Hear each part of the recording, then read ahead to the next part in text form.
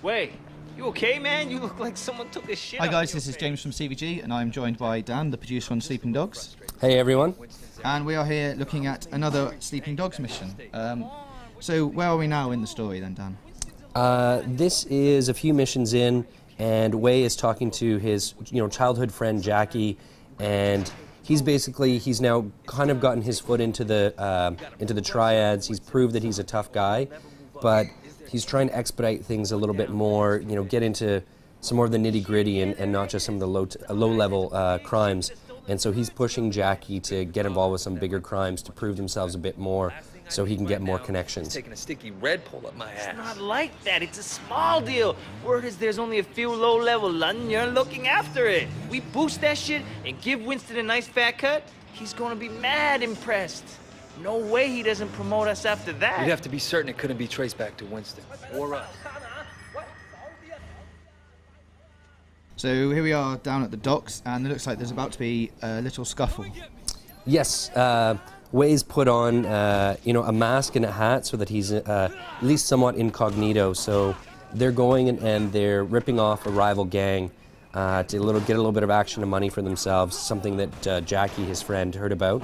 And so here, fighting a variety of different enemies, using things like the environmental combat props, like they saw there, the recycling box, which is one of our sort of more basic ones, or the garbage dumpster. And you also see a variety of different enemy types. So we have sort of the quick striker, the basic enemy. We have the brawler, who are kind of the thicker, tougher looking guys. They have a different stance. The guys who have their hands taped up. And they're really good, often at blocking and at sort of going toe-to-toe combat with you. You'll also see some of the more heavy-set characters, and we call them the grapplers. And they're the ones, if you ever try and lock up or grapple with them, they'll always beat you. So each of them you need to fight a little bit differently. We also see quite a lot of variety in the terms of attacks there. Is that something you can level up throughout the game? Yes, as you find new jade statues that are scattered throughout the city, they were stolen from a kung fu master. As you return them to him, he'll teach you new combat moves. So the player really gets to kind of grow as they progress through the game, and also be quite different. You can choose which moves you want to learn and upgrade. So two people playing the exact same game could have very different feeling and looking characters based on how many favors they've done, how they've played the missions, whether they've gotten high cop or triad scores, and as well how many of these jade statues have they found.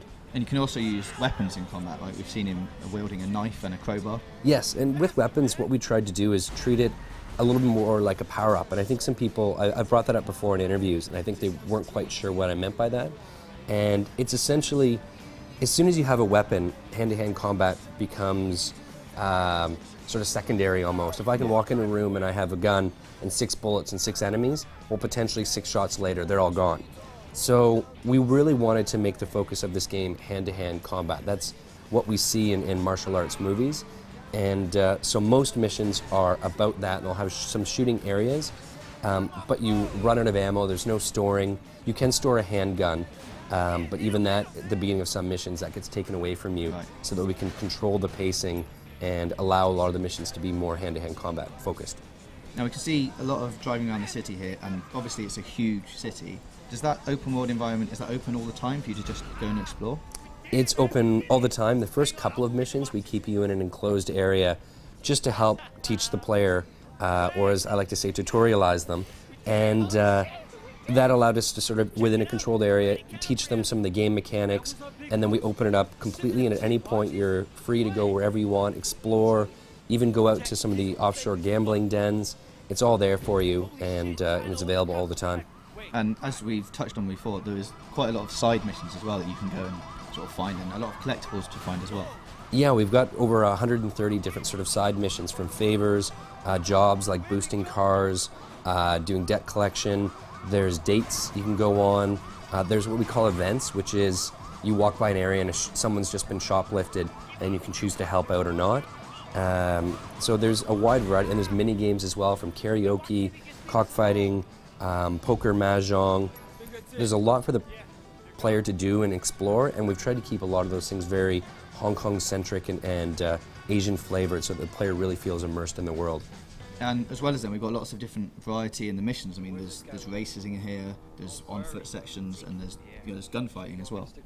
Yeah, and each of those we tried to make them, again, sort of feel very seamless. If you watch a great action film, you're not like, oh, here's the hand-to-hand combat part, scene done, and here's the shooting part, but they tend to interchange very quickly, where the hero comes in, has no gun, disarms it, shoots a few people, now they're doing some more hand-to-hand combat, then maybe doing a chase sequence, and next thing you know, they're in a car chasing after someone else, and there's some shooting from cars. That's very much the way we've structured our missions, is to have that same intertwining all the different parts of gameplay and making it unique and different for the player each time, so they don't feel like, oh, here's just another shooting mission. Excellent. And so when is this game out? When do people get their hands on it? It'll be out in the UK on August 17th. Brilliant.